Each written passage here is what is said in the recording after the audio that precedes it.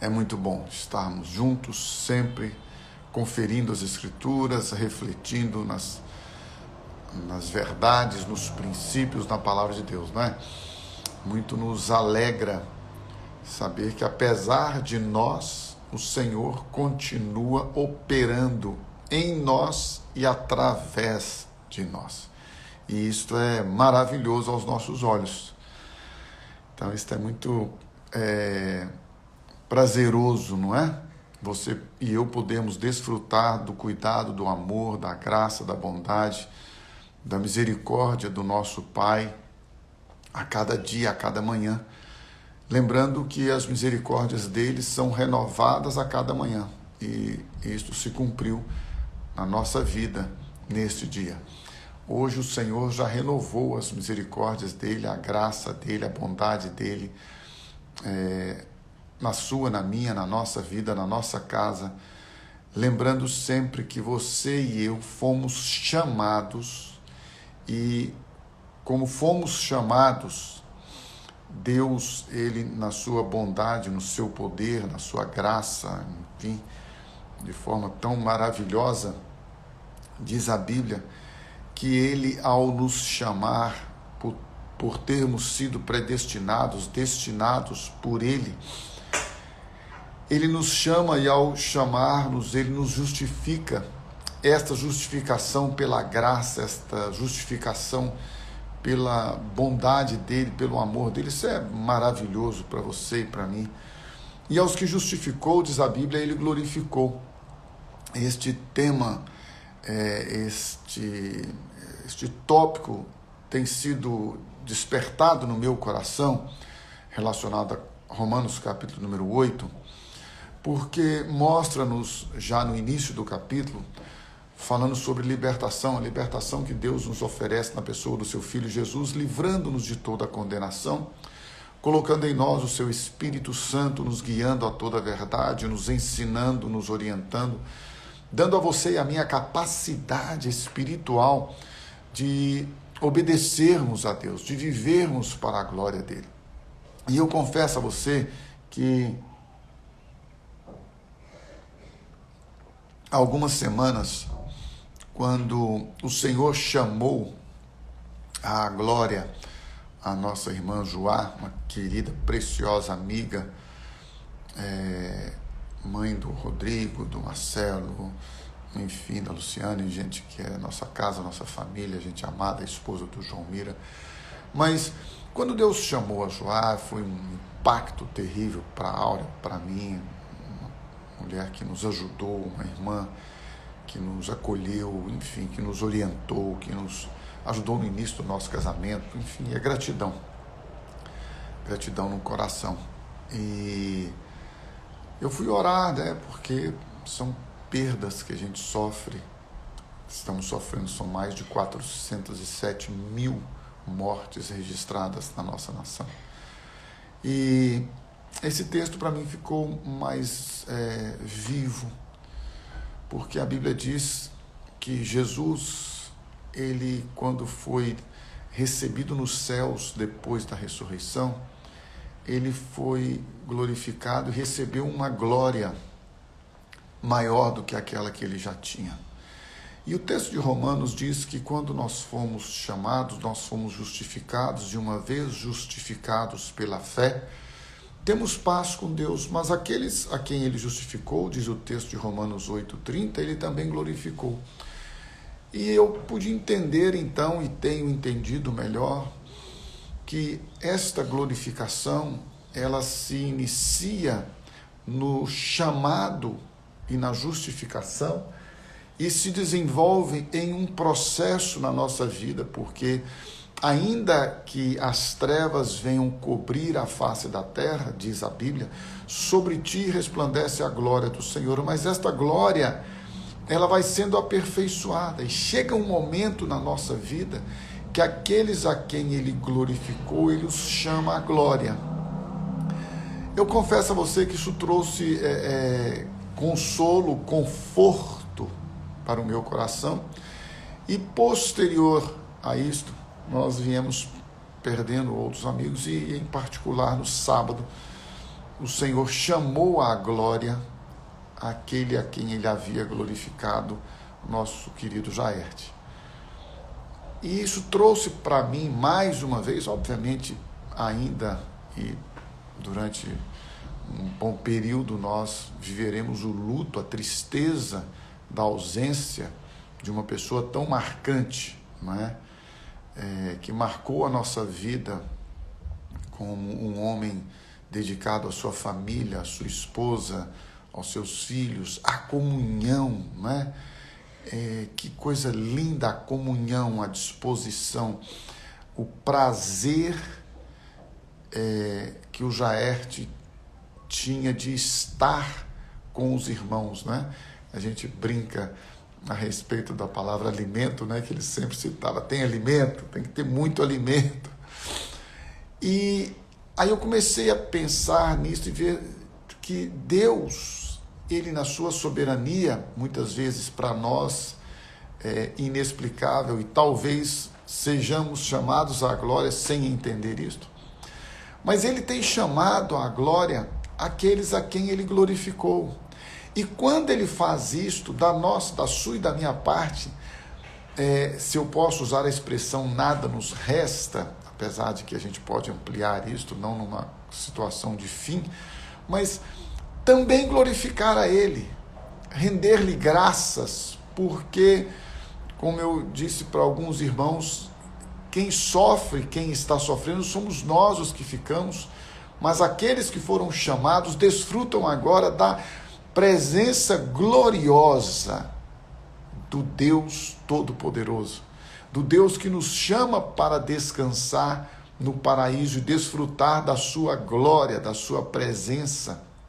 Então, apesar da nossa dor, nós ainda podemos, como cristãos, declarar que todas as coisas cooperam para o bem daqueles que amam a Deus, daqueles que são chamados segundo o seu propósito, daqueles que recebem em suas vidas o propósito de serem feitos filhos de um Deus vivo, que não é Deus de mortos, porque o cristão nunca morre, o cristão dorme. O que morre, o que volta ao pó, pois do pó veio, à luz das Escrituras Sagradas, é este corpo, mas nós que estamos em Cristo, que temos a vida eterna, nós jamais morreremos. Não há enfermidade, não há mal, não há doença que possa nos matar, porque o que a doença atinge é o corpo que foi contaminado pelo pecado, que do pó veio e ao pó voltará, mas a nossa alma, a nossa existência, o nosso ser, nunca, jamais poderá ser afetado, atingido, nunca ele poderá morrer, porque nós, você e eu, que fomos feitos filhos de Deus, recebemos a vida eterna, servimos a um Deus que é eterno, amamos a um Deus que é vivo e por isso com ele sempre estaremos vivos. Então você e eu somos filhos de um Deus vivo. E como filhos de um Deus vivo, nós podemos viver com a vida nova que ele nos deu, andar em novidade de vida, uma vez que alguém ou quem está em Cristo é nova criatura, as coisas velhas se passaram e tudo se fez novo. E este novo de Deus está estabelecido na sua vida e para a sua vida. Não só você tem a oportunidade, o privilégio, a bênção de receber vida nova. Você tem agora, da parte de Deus, uma história nova escrita por Ele. Gente, isso deve empolgar a sua vida e a minha vida, o nosso coração.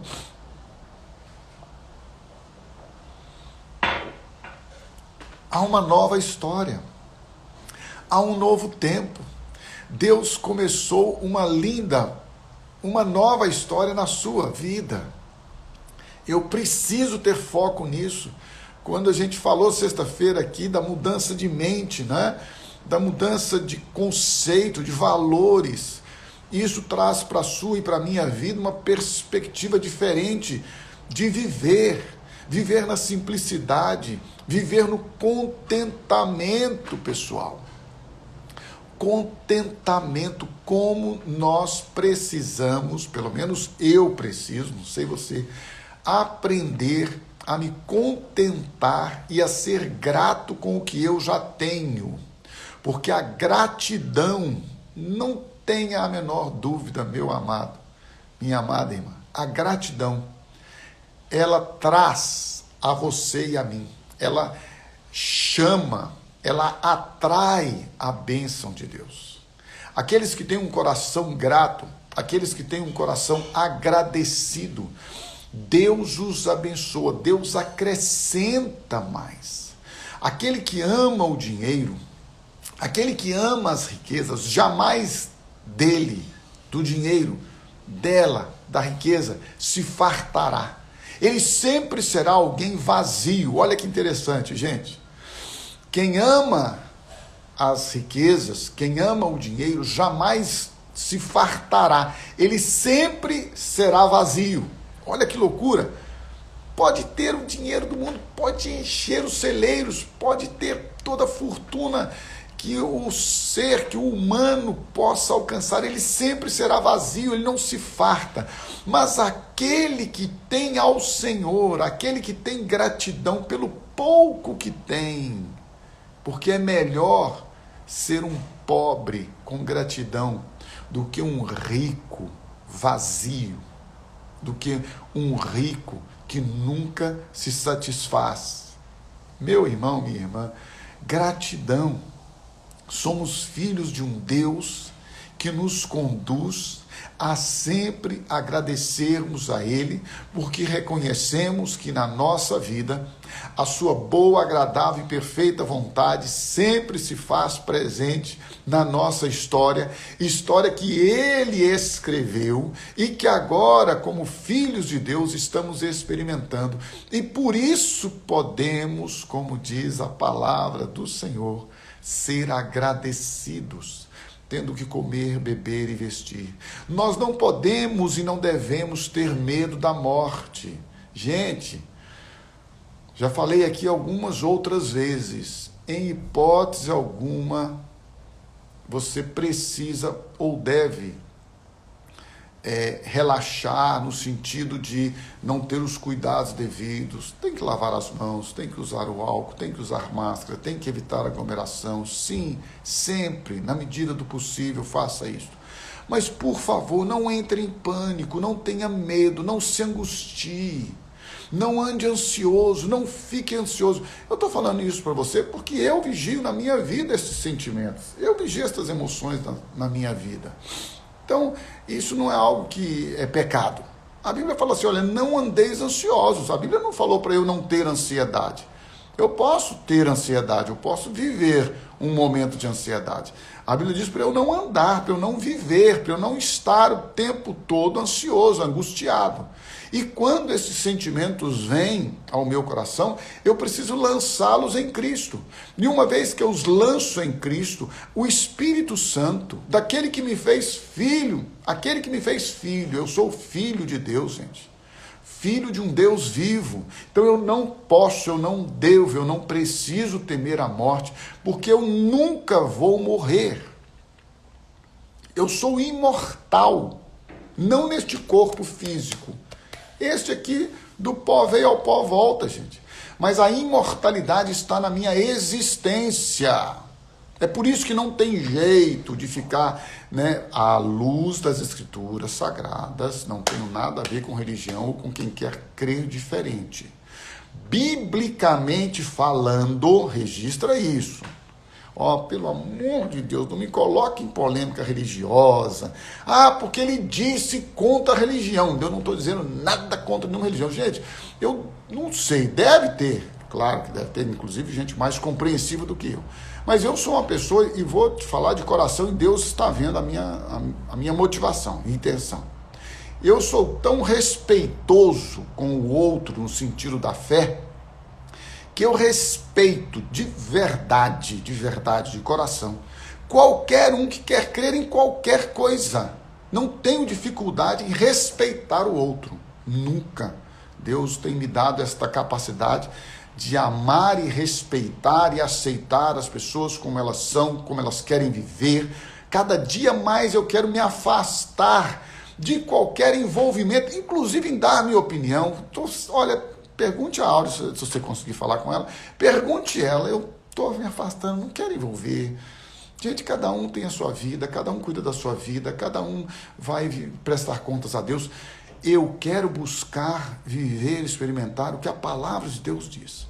À luz das Escrituras Sagradas, da Bíblia, é impossível que uma vida retorne, reencarne. Não tem purgatório, não tem intermediário, não tem outro que nos leve a Deus. Bíblia, gente. Agora, não, mas eu acho que eu tenho que ter uma pessoa, um ente querido que me leva a Jesus, que leva ao Pai. Ok, biblicamente isso não tem. Não, eu acho que o homem tem que ir para um lugar superior e voltar, e agora incorpora de novo e vai a perfeição. Ok, à luz das Escrituras Sagradas, não. Morre-se uma só vez, vindo depois disto o juízo.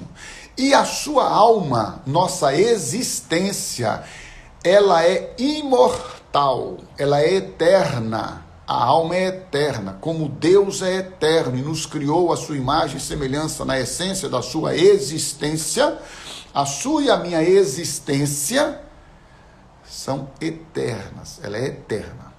A vida que você e eu recebemos, nossa nova vida em Cristo, nos deu a eternidade com Deus. Ela nunca deixou de ser eterna. Sua alma, sua vida nunca deixou de ser eterna. Sempre foi uma só e eterna. Em Cristo agora, na palavra, pela palavra que nos liberta, que nos transforma, que nos dá vida nova, nós somos feitos filhos de Deus, e agora como filhos de um Deus vivo, nós temos a eternidade com Ele. Portanto, a nossa eternidade com Deus, sempre fomos eternos, gente. Mas a nossa eternidade com Deus começa quando Ele, Deus, pela sua vontade e soberania, nos salva, nos liberta e nos transforma em filhos de Deus.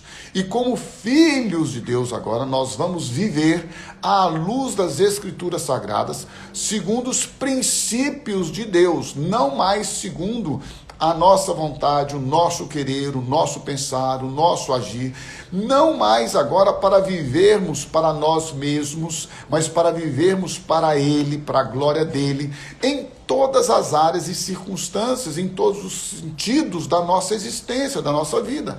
Por isso que a Bíblia fala, tudo que você fizer, comer, beber, vestir, andar, tudo que você fizer, faça para a glória de Deus.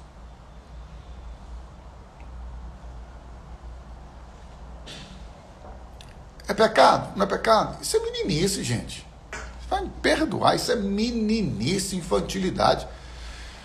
Se você leu quem escreveu a carta aos Hebreus, alguns dizem que é Apolo, dizem que é Paulo, outros dizem que é não sei quem, enfim, para mim, quem escreveu não muda nada, porque foi inspirado pelo Espírito Santo.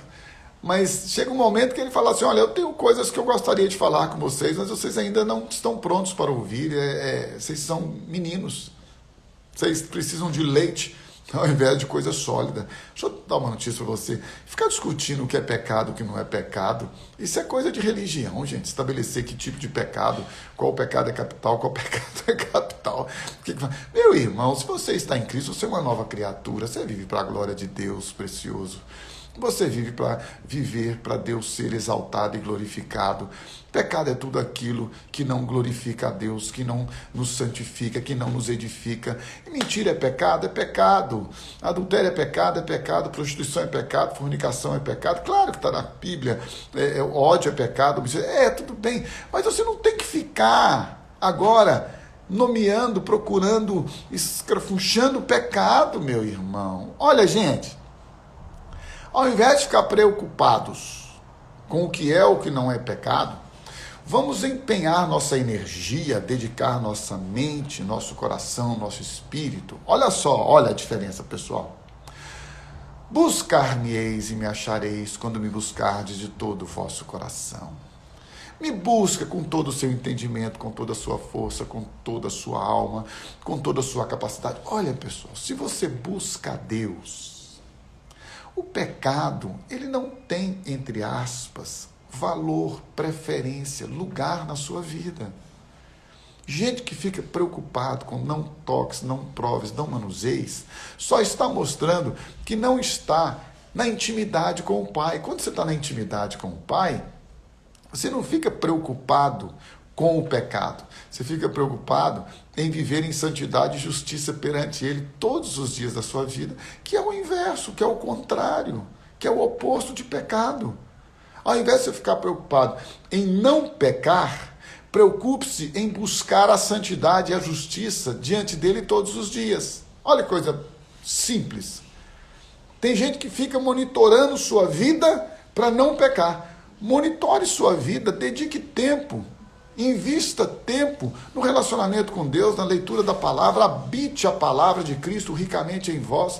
Você muda o conceito, você muda a maneira de pensar, está percebendo ou não? Porque ao invés de você ficar olhando-se, vendo-se como pecador, veja-se como filho de Deus, muda tudo. Imagina bem você chegar diante de Deus, que é santo, como um pecador, com as mãos sujas. Aí você chega, né, você não sabe, fica aquela insegurança. Olha a diferença quando você chega diante de Deus como pai. Gente, é totalmente... O filho com o pai, ele abusa, não é verdade? Eu não sei você, mas meu pai, nossa, gente, coitado do meu pai. Mas e ele tinha prazer. Meu pai tinha prazer em fazer as coisas, prazer. Eu não sei se eu já contei para você, um dia ele viu um carro passando na rua e olhou e falou, e aí, o que você acha que carro? Eu falei, nossa, que carro é maravilhoso, não sei o que, não sei o que. Ele ligou para a pessoa, comprou o carro para ele, que ficou comigo até ele morrer. Prazer. Comprar para abençoar o filho. Prazer. A Dani está aqui, já entrou aqui na live aqui, as minhas meninas abusam de mim, mas eu tenho prazer em oferecer às minhas filhas o melhor. E elas não têm medo de me pedir as coisas, porque elas sabem que eu sou um pai que tenho prazer em abençoar as filhas. Se a sua relação com Deus é de filho, é de filha, você precisa conceber mudança de mente. Mude a chave da sua mente, que ao achegar-se diante de Deus, você não está se achegando a Ele como um pecador. Oh, Senhor! Gente, ô meu irmãozinho amado, precioso, querido, lindo, quando Jesus falou daquele publicano que batia no peito, miserável que eu sou, pecador, não se esqueça, irmão amado, querido, que no final, disse Jesus, ele saiu justificado. Então deixa eu lembrar a você que aos que predestinou, a esses também chamou, e aos que chamou, a esses também justificou, e aos que justificou, a esses também glorificou. Ele saiu justificado. Quando você é justificado, você se torna filho. Quando você é filho, você chega diante do Pai. Você chega diante do Pai, você o reconhece e o trata por causa do seu novo coração como Senhor, como soberano, como Rei. Mas lembre-se, ao olhar para você, ele te vê como filho, não como escravo. Ele te vê como filho, como um irmão do filho primogênito Jesus. Ele te vê não é como um pecador, meu irmão. Deus olha para você dos céus, olha para você e ao olhar para você, ele diz assim: este é um filho, esta é uma filha amada em quem eu tenho muito prazer. Prazer em me relacionar com ela, prazer em me envolver com suas necessidades e supri-las. prazer em abençoar. Olha, gente, isso é diferente. Somos filhos de um Deus vivo, de um Deus que não é Deus de mortos, mas de vivos. Vivos que vivem para a glória dele. Vivos que vivem para exaltá-lo, vivos que vivem para adorá-lo em espírito e em verdade. Aí quando você entra nessa dimensão de cristianismo, você vai desfrutar de um relacionamento livre, leve, solto, prazeroso, sem medo, sem peso, sem carga, sem religiosidade. Meu irmão, minha irmã, peça ao Espírito Santo para tirar de você esses conceitos antigos de religiosidade, de pseudo-espiritualidade, que só está aqui, mas não desceu para aqui. Se nós dedicarmos nossas vidas em buscar e viver a santidade e justiça perante Ele todos os nossos dias, vivendo para a glória dEle, você e eu vamos perceber claramente que o pecado que tão de perto nos rodeia não terá domínio sobre nós, porque aquele que venceu o pecado, Ele mesmo com a sua vida vai nos dar a vitória sobre o pecado. Por isso, quero que você, se puder, abra sua Bíblia comigo em Hebreus, um texto realmente muito conhecido, mas que eu acho que vale a pena a gente lembrar dele, quando fala a respeito do sacerdócio de Jesus. Aliás, vai aqui mais uma provocação para você.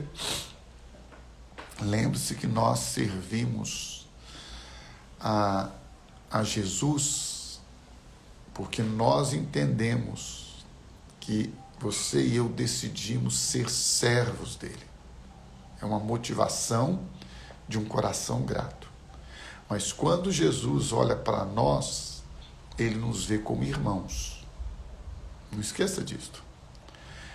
Vou repetir. Nossa atitude, motivação por gratidão é de servir. Nos tornamos servos do Senhor. Atitude de gratidão. Jesus, ao olhar para nós, nos vê e nos trata como irmãos, como amigos, não como servos. Deus, nós o reconhecemos como o grande eu sou, o Todo-Poderoso, o Deus que todas as coisas sustenta pela palavra do seu poder, o Deus que é digno de receber toda a nossa reverência, devoção, dedicação, obediência. Mas, quando Deus olha para nós, Ele nos vê não como servos, Ele nos vê como filhos. Guarde isso no seu coração. Talvez a sua relação com o seu pai tenha sido ou seja uma relação difícil, complicada, que não tem amor, que não tem carinho, afeto, proteção. E isso talvez dificulte um pouco essa sua compreensão. Mas se você ainda assim tem estas dificuldades com o seu pai terreno, você pode ter a certeza que, à luz das Escrituras Sagradas, a Bíblia diz que Ele nos escolheu. Foi escolha dEle, foi Ele que predestinou assim. Ele nos chamou, nos justificou e nos fez filhos dele. A Bíblia diz que veio para o que era seu povo. Os seus não o receberam. Mas a todos quantos o receberam, deu-lhes o poder de serem feitos filhos de Deus, os quais não nasceram da vontade do sangue e da carne, mas sim da vontade de Deus. Tendo, pois, Hebreus capítulo 4, versículo 14, a Jesus, o Filho de Deus, como grande sumo sacerdote que penetrou os céus, conservemos firmes a nossa confissão. porque não temos sumo sacerdote que não possa compadecer-se das nossas fraquezas. Antes foi ele tentado em todas as coisas, à nossa semelhança, sangue e carne, como ser humano, como filho do homem, mas sem pecado. Acheguemo-nos, portanto, confiadamente, tem que confiar, junto ao trono da graça, a fim de recebermos misericórdia e acharmos graça para socorro em ocasião oportuna. Eu já vou encerrando aqui, dizendo que tudo o que você e eu precisamos está nele, está em Cristo. Deus nos fez seus filhos, podemos nos achegar diante dele, certos, convictos de que ele sempre, sempre vai nos conceder, nos dar, nos conduzir à vitória, ao livramento e ao socorro bem presente na hora da angústia. Quando você estiver angustiado, inseguro, quando você sentir-se fragilizado, busque nele, no trono da graça. Quando você sentir-se tentado, não enfrente a tentação. Não resista à tentação. Resista ao diabo e ele foge de você. Tentação você confessa. Tentação você corre atrás de gente amiga para te ajudar. Tentação você dobra os joelhos e derrama sua vida diante do Senhor. Você não deve lutar, enfrentar nenhuma tentação. Nós não somos capazes de vencer o pecado.